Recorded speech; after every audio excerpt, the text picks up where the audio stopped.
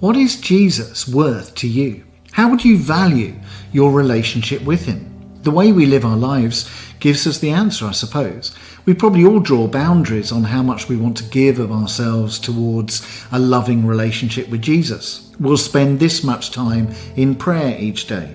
We will attend Sunday worship this number of times each month. We have this limit to the amount of money we will give to the mission of God. We have that many hours to give to church volunteering. Probably the way you interact with church, prayer, Bible study and personal spirituality is a pretty good indicator as to how much you value your relationship with Jesus. What is Jesus worth to you? How much time? How much money? How much prayer? How much of your life? Our reading from John brings this question into sharp focus through the two main characters in the story, Mary and Judas. Let's put this dinner party into some context. A couple of days earlier, Jesus had raised Lazarus from the dead. Lazarus was the brother of Mary and Martha, so maybe this dinner party was a celebration of Lazarus being restored to them. But fast forward 6 days, and whilst Lazarus is enjoying his new life, Jesus will be hanging on a cross, dying. He knew what was about to happen to him, and so this dinner party was his last truly happy social event that he would enjoy.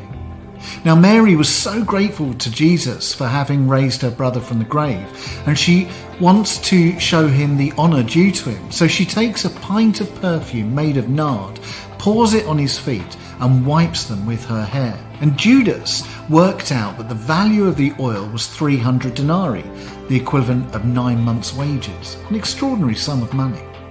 So was she being too extravagant? Well, certainly Mary didn't think so, because she recognised the true worth of Jesus, and all the perfume in the world would not have been enough to match his worth in her eyes. She didn't care what people thought of her, or how much she was criticised. There was no limit she would put on the worth of Jesus to her. And then there's Judas. He had watched Mary perform this act of affection, and he had totted up the monetary value, and quite frankly, he wasn't impressed. What does he say? Why wasn't this fragrant oil sold for 300 denarii and given to the poor? A man who knew the price of everything and the value of nothing. And Jesus' reply is direct and stinging. You always have the poor with you, but you do not always have me. Now that sounds quite harsh, doesn't it? But I think it speaks into a truth that the church needs to hear. We are surrounded by need, more need than we can possibly meet. Fuel poverty, food poverty, a refugee crisis, mental health crises, COVID crisis. The list of needs is endless at the moment. And as a church, we do need to respond to these social needs to the best of our ability, of course. But we must never lose focus of the fact that primarily the church exists as a community to worship God. Now, of course, serving the needs of the poor is, in a sense, an act of worship. But it doesn't replace the focused worship of God that we offer in our community church services. We need to get the balance right between the direct, focused worship of God and the indirect worship of God through social engagement. And I think Jesus is making that point here. But Judas missed the point. His mind was set on working out the value of things and what impact that monetary value could have on others, either himself or those in need. But sometimes, as Mary showed us, we need to think in a different way, to think about eternal value rather than physical or monetary value. But we need both. We need to get the balance right. So I come back to my original question.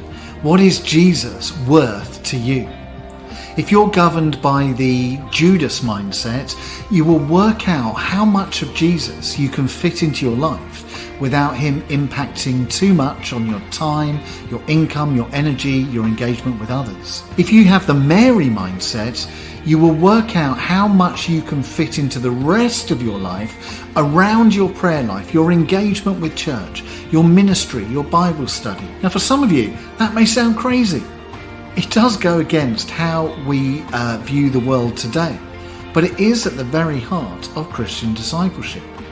The worship of God is what you have been made for, and everything else needs to be fitted around that. We are not called to live busy, hectic lives and then just squeeze a few minutes in for God when we can.